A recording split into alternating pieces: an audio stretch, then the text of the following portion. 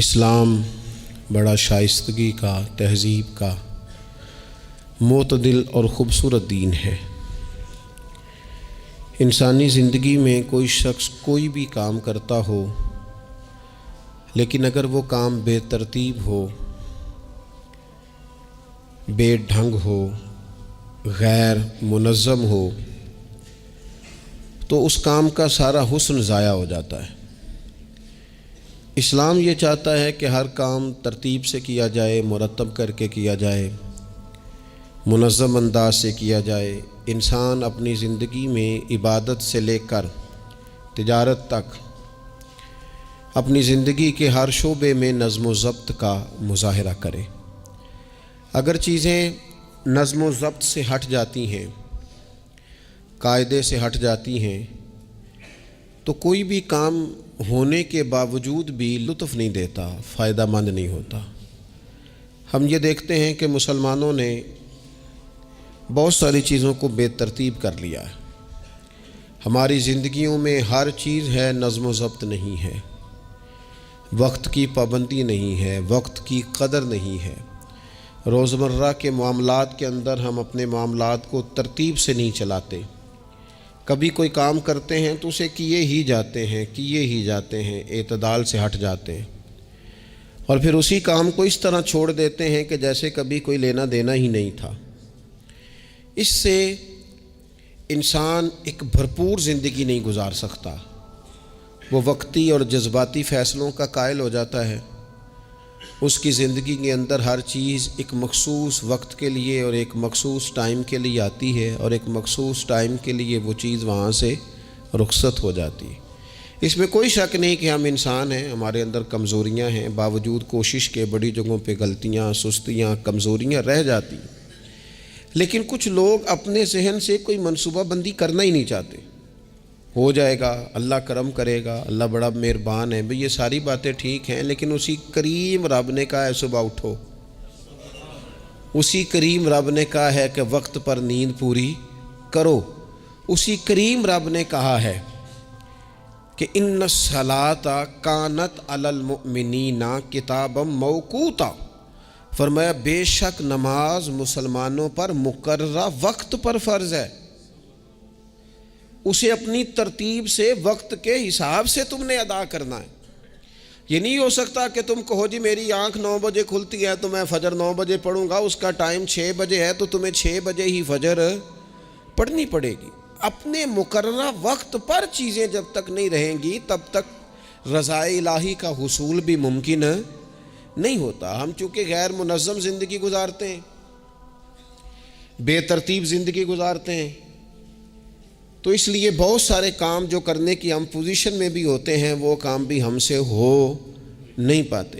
ایک تو بہت سارا مسئلہ لوگوں کا یہ ہے کہ کل کر لیں گے، انشاءاللہ ہو جائے گا، آپ دعا کریں ہو جائے گا، آپ فکر نہ کریں ہو جائے گا۔ اس کا معنی کوئی نہیں نا، اس کا مطلب کوئی نہیں۔ آپ کیا کہہ رہے ہیں؟ آپ کہیں میں نے شروع کر دیا ہے، آپ دعا کریں۔ آپ یہ کہیں کہ میں نے پوری کوششیں لگا دی ہیں، آپ اچھی امید رکھیں اللہ سے، لیکن آپ سٹارٹ ہی نہیں کر رہے اور آپ کہہ رہے ہیں دعا کریں۔ یہ کیسے ہوگا؟ جب تک نظم و ضبط کا، آداب کا، حدود کا، قاعدے قانون کا پورا خیال ہی نہ رکھا جائے۔ حضرت سید فیض الحسن شاہ صاحب رحمۃ اللہ تعالیٰ علیہ فرماتے ہیں کہ ایک خاتون بڑی عجلت پسند تھی، جلد باز تھی، تو اس کا شوہر اس کی چیزوں سے بڑا پریشان تھا، جلدی میں آدھا کام کرتی تھی، آدھا کام خراب کر دیتی تھی، تو اکثر آ کے کہتی تھی دعا کریں بڑا مارتا ہے۔ اگرچہ اس کا مارنا پھر بھی درست نہیں تھا، لیکن وہ دیہاتوں میں آپ کو پتہ ہے نا، بعض لوگ بڑی جہالت کا مظاہرہ کرتے ہیں، اس قدر زیادہ شدت کے ساتھ تکلیف دیتے ہیں کہ جو بالکل نازیبا ہو جاتی ہے۔ ایک دن اس نے آ کے کہا کہ پیر صاحب کوئی سمجھاؤ، بڑا ماردہ ہے۔ تو آپ نے فرمایا تو سنا ہے بڑی جلد باز ہے، کام نظم و ضبط سے نہیں کرتی۔ کہنے لگی جی دیکھیں جی کیا نظم و ضبط اور کیا معاملہ، کل اس نے مجھے کہا دال پکا دو تو میں نے اس میں گھی بھی ڈالا ہے، مرچیں بھی ڈالی ہیں، پیاز بھی ڈالا ہے، لہسن بھی ڈالا ہے، ہلدی بھی ڈالی ہے، بس ذرا جلدی میں نے دال ہی تو نہیں ڈالی۔ تو اب یہ کو مارنے والی بات ہے؟ ہر شے ہے، ایک شے ہی نہیں۔ ہمارے ہاں بہت سارے لوگ ایسے ہیں جو جلدی میں اصل کو ہی بھول جاتے ہیں۔ وہ کہتے ہیں باقی میں نے سارے کیے، کوئی رہ تو نہیں نہ گیا، سارے کیے، ایک ہی نہیں نہ کیا۔ اور بھائی جو اصل تھا وہ تو رہ گیا، نظم و ضبط، قاعدہ، قانون، جب تک ہمارے اپنے اندر، میں دوستوں سے کہہ رہا تھا پھر کہتا ہوں، میرے اسلاف فرمایا کرتے تھے جو والد تہجد نہ پڑھے اس کے بچے فجر نہیں پڑھتے۔ والد کو جب تک وہ سحری میں سجدہ ریز نہیں دیکھیں گے اتنی دیر تک آپ ان سے 1.5-2 گھنٹے پہلے اٹھیں گے تو پھر وہ اٹھیں گے۔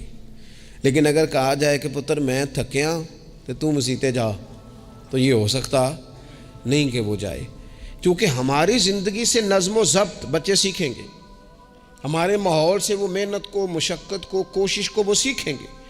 اگر ہم اپنے ماحول میں نظم و ضبط نہیں لائیں گے تو آنے والی نسل کے اندر نظم و ضبط منتقل ہو سکتا، تو اس کے منتقل کرنے کے لیے ضروری ہے کہ پہلے ہماری زندگی کے اندر نظم و ضبط۔ آپ دیکھیں شریعت اسلامیہ نے ہر کام کا نظم و ضبط بنایا ہے۔ نماز اللہ کی عبادت ہے نا، بستر سے اٹھ کر سیدھا مسجد میں آ کے جہاں آپ کا جی چاہے نماز پڑھنے کی اجازت نہیں ہے۔ آپ اٹھیں، آپ کا لباس پاک ہونا چاہیے، آپ نے وضو کیا ہوا ہو، آپ کو سمت قبلہ کا پتہ ہو، آپ کا منہ کعبہ شریف کی طرف ہو، جس جگہ آپ نے نماز پڑھنی ہے وہ جگہ پاک ہو، آپ کا لباس پاک ہو، وقت کا تعین ہو، نماز کے آداب آپ کو آتے ہوں، آپ بیت اللہ شریف کی طرف رخ کریں گے، کانوں تک ہاتھ اٹھائیں گے، آپ ان ہاتھوں کو منظم طریقے سے باندھیں گے، وقت پر رکوع کریں گے، رکوع میں کمر سیدھی ہونی چاہیے۔ آپ رکوع سے اٹھیں گے تو ایسے نہیں کہ کوئی بات نہیں اللہ قبول کر لے گا، جب تک آپ کی کمر پوری ٹھیک نہیں ہوتی رکوع سے اٹھتے وقت آپ کی نماز مکمل نہیں ہوتی۔ آپ سجدے میں جائیں گے تو پیشانی جمنی چاہیے، ناک جمنی چاہیے، آپ کے پاؤں کی انگلیاں زمین پر لگنی چاہیے۔ آپ جب تک پوری ترتیب سے نماز نہیں پڑھتے، رب کی عبادت ہے نا، کریم بھی بڑا ہے نا، مہربان بھی بڑا ہے نا، غفور بھی بڑا ہے، لیکن اگر مرتب طریقے سے نہ پڑھو تو وہ تو نماز قبول نہیں کرتا۔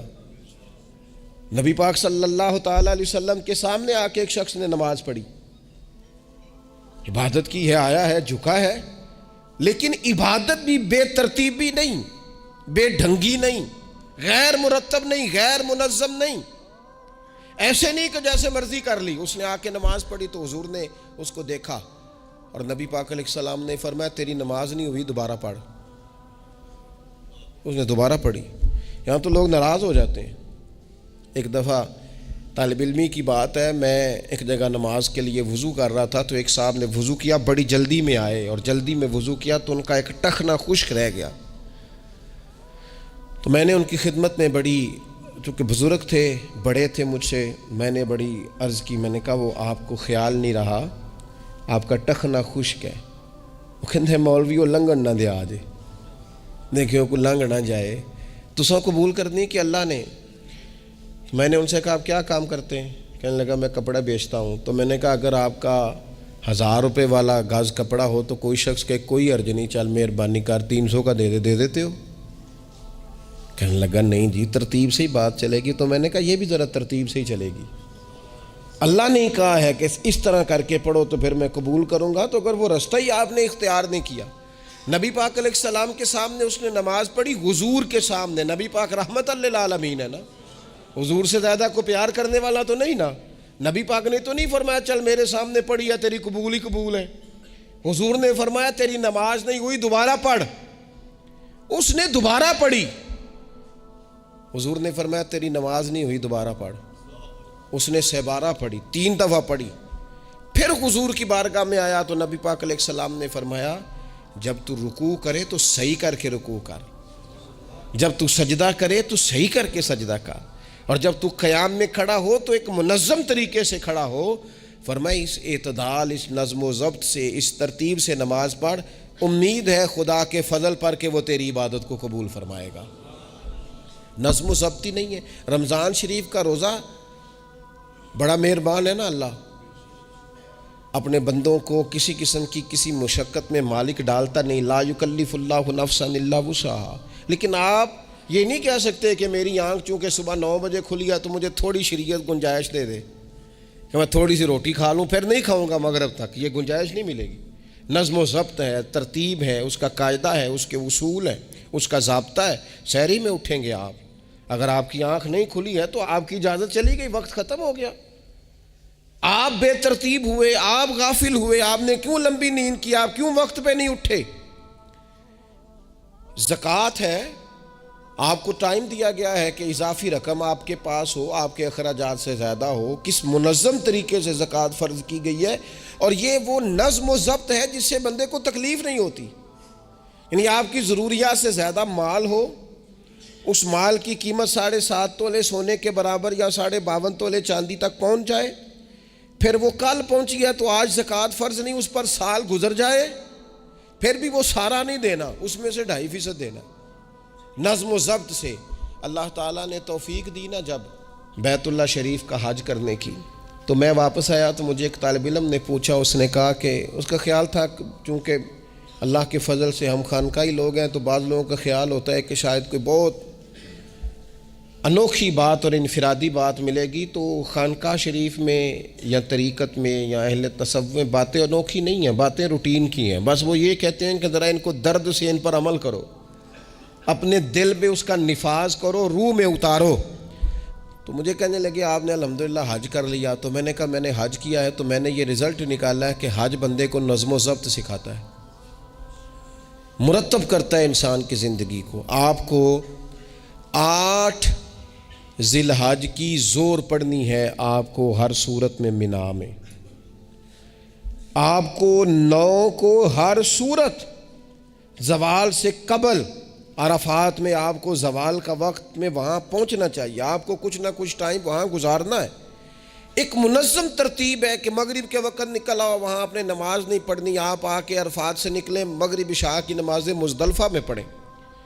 آپ کو 10 کی صبح کو جا کے کنکر مارنے ہیں، آپ یہ نہیں کہہ سکتے کہ میں جناب 2 دن پہلے یہ کام ختم کر لوں. مقررہ ٹائم پہ جو 9 ذی الحج کو میدان عرفات میں نہیں جائے گا اس کا حج ہو سکتا، کیونکہ یہ ایک نظم و ضبط ہے، دین نے قاعدہ بنایا ہے، قاعدے کے بغیر آپ یہ کام کر سکتے.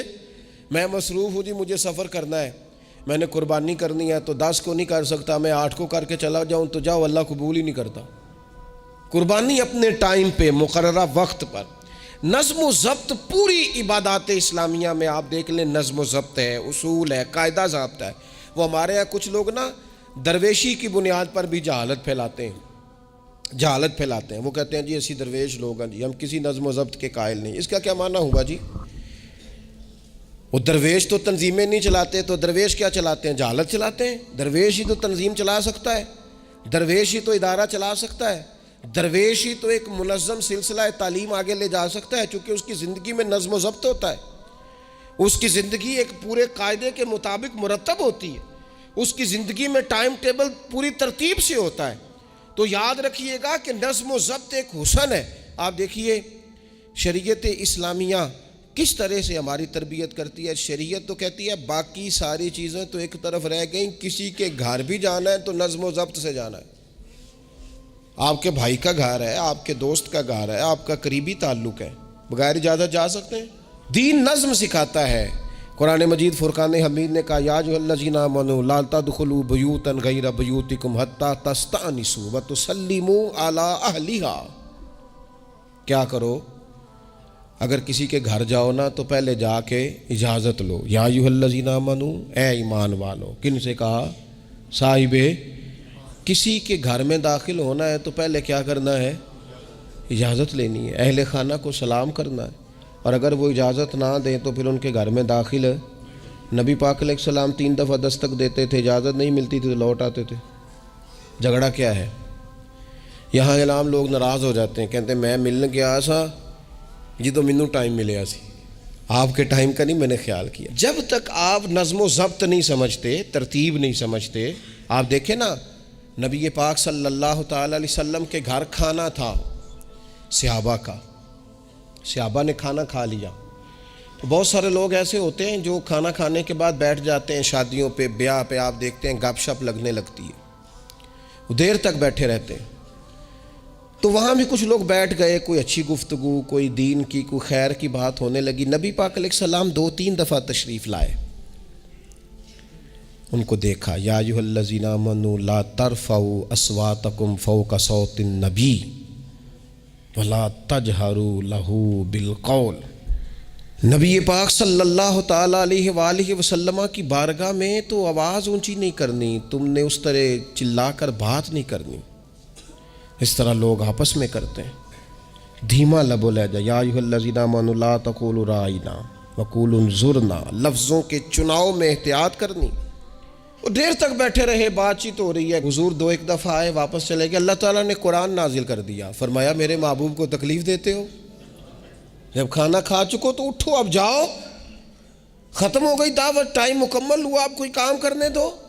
میرے عزیز، اپنی زندگی میں یہ ماحول بنائیں، ان چیزوں کو لے کر کے آئیں جو چیزیں ہمارے لیے ضروری ہیں۔ اگر ہم یہ کام نہیں کریں گے تو پھر زندگی میں یا تو ہمارا وجود کسی کے لیے اذیت کا باعث بنے گا، تکلیف کا باعث بنے گا، یا ہمارا لب و لہجہ اس طرح کا ہو جائے گا کہ ہم باوجود محنت کے اس کا کوئی نتیجہ نکال سکیں گے۔ محنت ہو رہی ہے لیکن نظم و ضبط سے نہیں ہو رہی، بے ترتیب ہو رہی ہے، بے تکی ہو رہی ہے، تو بجائے زیادہ مشقت کے نتیجہ تھوڑا آئے گا۔ اس لیے نظم و ضبط اپنی زندگی میں، قاعدہ قانون۔ میرے رسول پاک علیہ الصلاۃ والسلام نہ لوگوں کو قانون توڑنے سے منع کرتے، حضور علیہ الصلاۃ والسلام لوگوں کو اطاعت امیر کا حکم دیتے، امیر کی فرما برداری کی بات سناتے، فرماتے اگر تمہارے اوپر نک کٹا حبشی غلام بھی امیر بنا دیا جائے جو کتاب اللہ کے مطابق تمہیں حکم دے، تو اللہ کے محبوب فرماتے ہیں اس کی بات بھی سننا اور اس کی فرما برداری بھی کرنا، پیچھے نہ ہٹنا۔ تم یہ نہ دیکھنا کہ یار یہ تو نک کٹا حبشی غلام ہے اور میں تو معاذ اللہ اس سے بہتر ہوں، اس کی فرما برداری کرنا۔ اس لیے کہ نظم و ضبط قائم رہتا ہے جب لوگ قانون کی پابندی کرتے ہیں، اور جب قانون کی پابندی نہیں ہوتی، جہاں قیام عدل نہ ہو وہاں قرار ہو سکتا ہے۔ حضرت عمر جیسے لوگ اگر عدالتوں میں پیش ہو سکتے ہیں، اگر خود رسول پاک علیہ السلام اپنا آپ پیش کرتے ہیں صحابی سے، وہ کہتے ہیں جی آپ نے مجھے چبھو دیا ہے صفیں سیدھی کرتے تیر یا نیزہ، تو میں بدلہ لوں گا، تو حضور پیش کرتے ہیں اپنا آپ، حالانکہ وہ تو دور محبت تھا، عرض کی حضور کس نے بدلہ لینا تھا، نہ آپ نے کوئی تکلیف دی تھی، یہ تو وجود چومنے کا بہانہ تھا۔ لیکن نبی کریم علیہ الصلاۃ والسلام نے جو ہمارے سامنے اسوہ رکھا ہے، اس میں یہ ہے کہ یہ نظم اس طرح کا ہونا چاہیے کہ کوئی شخص بھی قاعدے قانون سے بالا تر۔ حضور علیہ السلام نے فرمایا 3 لوگ سفر کریں تو ایک کو امیر بنا لیں، ورنہ بار بار بحث ہوگی، ایک کہے گا یہاں ٹھہرنا ہے، یہاں کھانا کھانا ہے، یہاں نماز پڑھنی ہے، دوسرا کہے گا یہاں۔ 3 سفر کرو تو ایک کو اپنا امیر مان لو۔ نظم و ضبط سے زندگی گزارو، مرتب کر کے زندگی۔ ہمارے ہاں یہ ہوتا ہے کہ نظم و ضبط نہیں ہوتا، ہمیں اپنے کام سے زیادہ نا دوسروں کے کام کا پتہ ہوتا ہے، اپنے مدرسے سے زیادہ دوسرے مدرسے کا پتہ ہوتا ہے، اپنے کالج سے زیادہ دوسرے کالج کی معلومات ہوتی ہے۔ ہم کیا کرتے ہیں؟ ہم اپنے کام سے زیادہ دوسرے کے کام میں ٹانگ اڑاتے ہیں، نظم و ضبط گڑبڑ ہو جاتا ہے، ایک دوسرے کے کام میں مداخلت کرتے ہیں۔ اپنا کام مرتب طریقے سے کیا جائے، جس نظم میں جس جگہ ہمیں ڈیوٹی دی گئی ہے ہم اس ڈیوٹی کے پابند ہیں، ہم اس کو پورے غور سے کریں، پوری توجہ سے کریں، پورے انہماک کے ساتھ کریں۔ اپنے کام پر ہم جب تک توجہ دیتے ہیں تو کام ٹھیک رہتا ہے۔ اسی طریقے سے رسول پاک صلی اللہ تعالی علیہ وسلم نا گھر کے باہر بھی پورے نظم و ضبط کے قائل تھے، پوری ترتیب۔ آپ دیکھیں حضور صفوں کا درست ہونا بڑا پسند کرتے تھے، نماز ہی پڑھنی ہے نا، کھڑے ہو گئے ہیں نا، لیکن حضور نے دعا دی، فرمایا صفیں سیدھی کرو، اللہ تمہارے دل بھی سیدھے کر دے گا۔ حضور نماز کی جماعت سے پہلے اعلان کرتے بھئی اپنی صفوں کو درست کر لو۔ حضور پسند کرتے کہ بالکل اس طرح مرتب ہو کے لوگ نماز پڑھیں، کوئی چیز بھی غیر مرتب۔ یہاں جناب کوئی شخص بھی قطار میں لگنے کو تیار نہیں، باری کا انتظار کرنے کو تیار نہیں ہے۔ بینک میں ہمیں ذرا پہلے بلا لیا گیا تو ہم کہتے ہیں اللہ نے بڑی عزت دیتی ہے، اور پھر کچھ پروٹوکول تو بے جا ہیں، سوائے تکلیف کے اور کچھ دیتے۔ میں نے جنازوں پہ دیکھا ہے، کسی عالم کا جنازہ پڑھا ہے، کسی بڑے آدمی کا، تو وہاں 15 لوگ ہوتے ہیں ٹوٹل جو جنازہ نہیں پڑھنے دیتے، وہ گھسے ہوتے ہیں آگے، میں نے چہرہ دیکھنا ہے، میں نے اگلی صف میں کھڑے ہونا ہے۔ یہی حال محافل میں ہوتا ہے۔ نظم و ضبط پیدا کریں، کسی چیز کو بے ترتیب نہ کریں، کوئی کام بھی بے ڈھنگا نہ ہو۔ نبی اکرم صلی اللہ تعالیٰ علیہ وسلم کی مجلس مبارک میں جب کوئی شخص آتا تھا نا تو حضرت ابوبکر صدیق اسے سائڈ پہ لے جاتے تو کہتے تھے تمہیں پتہ ہے اللہ کا قرآن کہتا ہے حضور کے سامنے آواز اونچی نہیں کرنی۔ اسے پہلے آداب مجلس سکھاتے تھے، نظم و ضبط سکھاتے تھے، حضور کی بارگاہ میں حاضری کا طریقہ سکھاتے تھے، پھر نبی پاک صلی اللہ تعالیٰ علیہ وسلم کی بارگاہ میں پیش کرتے تھے۔ ہمارے بے صبرے ہو جانے کی بڑی وجہ بھی یہ ہے کہ نظم و ضبط نہیں. ہمارے جلد باز ہو جانے کی وجہ یہ ہے کہ نظم و ضبط نہیں. ہماری طبیعت جو بہت زیادہ ڈسٹرب ہو جاتی ہے، ذہنی الجھاؤ پیدا ہوتا ہے، اس کی وجہ بھی یہ ہے کہ نظم و ضبط نہیں ہے. ہم بعض چیزوں میں اتنے زیادہ تلخ ہو جاتے ہیں، اور تلخی کی وجہ سے یہ بنتی ہے کہ مزاج میں کوئی نظم و ضبط، کسی باری کا انتظار نہیں، کوئی ٹھہراؤ نہیں، کوئی گنجائش نہیں.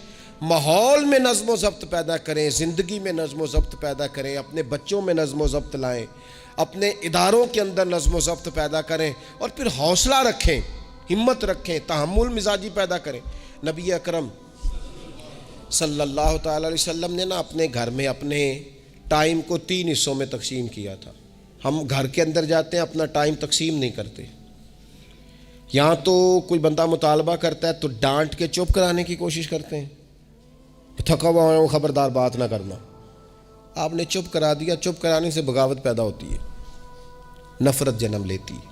یہاں چپ کرا دیتے ہیں، یا اگر ہم کوئی بات کرتے ہیں تو وہ کوشش کرتے ہیں کہ اس وقت جان چھوٹے، یہ دن گزرے کل دیکھیں گے.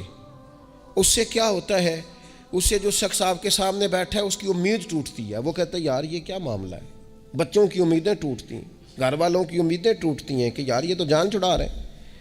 نبی اکرم صلی اللہ تعالی علیہ وسلم جب گھر تشریف لے جاتے تھے تو حضور اپنے وقت کو 3 حصوں میں تقسیم کرتے. ایک حصہ پورا ٹائم رسول پاک گھر والوں کو دیتے، ان کی بات سنتے. بلکہ حضرت عائشہ صدیقہ فرماتی ہیں جب تک گھر میں رہتے کوئی نہ کوئی گھر کا کام ہی کرتے رہتے. حضور ٹائم دیتے. ایک حصہ یہ. دوسرا حصہ ٹائم کا نبی پاک صلی اللہ تعالی علیہ وسلم نے آرام کے لیے رکھا ہوا تھا. حضور آرام کرتے، لیٹتے. باقاعدہ حضور علیہ الصلاۃ والسلام اپنے وجود اطہر کو بستر کے اوپر رکھتے، آرام فرما ہوتے، صحیح معنوں میں آرام کرتے. اور تیسرا حصہ نبی پاک علیہ السلام نے عبادت کے لیے رکھا ہوا. گھر والوں کا کام کاج کیا، عشاء ہوئی، آرام کیا، پھر تہجد کا ٹائم ہوا تو حضور عبادت کے لیے اٹھ کے کھڑے ہو گئے. یہ گھر کے اندر، مسجد میں نہیں. مسجد کا تو جو عبادت کا ماحول ہے نماز کا وہ الگ ہے. گھر کے اندر اس بات کو اچھی طرح سمجھ لیں کہ گھر کے اندر جب آپ جائیں، اب تو بڑوں کی شکایتیں آنے لگی ہیں، پہلے بچوں کی آتی تھیں. اب تو 50 سال کے آدمی کی شکایت آتی ہے کہ گھر آتے ہی موبائل کھول لیتا ہے، ادھر ادھر دیکھتا ہی نہیں، کوئی سنتا ہی نہیں. اس طرح تو ہمارے اپنے ہم سے ٹوٹ جائیں گے، بکھر جائیں گے. ہمارے بچے خدا جانے کیا سوچنے لگیں گے، کسی اور سمت نکل جائیں گے.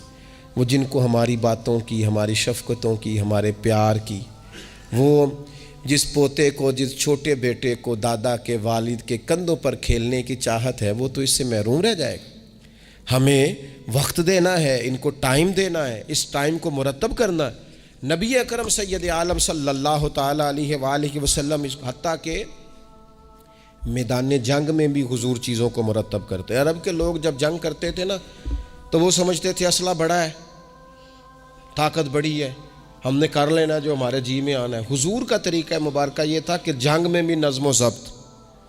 حضور فرماتے قریب دشمن آ جائے تو طاق پہ بلا وجہ تیر نہ چلانا، وہ بالکل سامنے جب تمہیں نظر آ جائے، تمہیں نشانہ سمجھ میں آئے تب تیر چلانا. کئی دفعہ فرمایا صرف پتھر کا استعمال کرنا.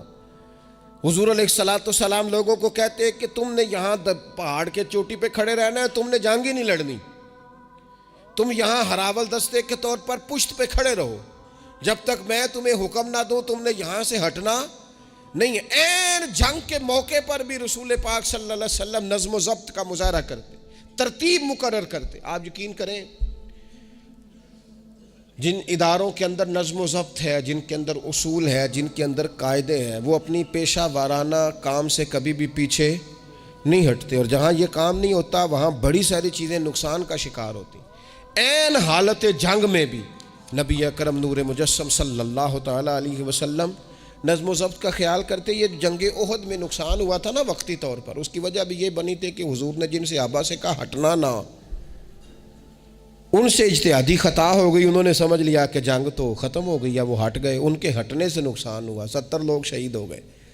اگر وہ نظم قائم رہتا جہاں حضور نے کھڑا کیا تھا تو کبھی یہ کام نبی پاک صلی اللہ تعالی علیہ وآلہ وسلم نا اجتماعیت کی بات کرتے تھے، مل کے رہنے. اختلاف رائے ہو جاتا ہے، لیکن ہمارے ہاں لوگ پتہ کیا کرتے ہیں، اندر رہ کے اختلاف نہیں کرتے، چھوڑ کے جا کے اختلاف کرتے ہیں۔ یہ مخلص نہ ہونے کی علامت ہے۔ جو لوگ مخلص ہوتے ہیں وہ اندر رہ کے رائے کے اختلاف کرتے ہیں، وہ کہتے ہیں یار میں چھوڑ کے تو نہیں نہ جا سکتا، میں ادھر ہی رہوں گا، جو کمزوریاں ہیں جو غلطیاں ہیں ان کو ہائی لائٹ کروں گا، رہوں گا۔ اسی لیے نبی پاک علیہ السلام کے صحابہ مختلف قسم کے مشورے دیتے تھے۔ تو سرور کائنات علیہ السلام اجتماعی نظم کی بات کرتے۔ ایک مقام پہ حضور نے صحابہ کو دیکھا کہ چھوٹی چھوٹی ٹولیاں بنا کے الگ الگ بیٹھے ہوئے ہیں۔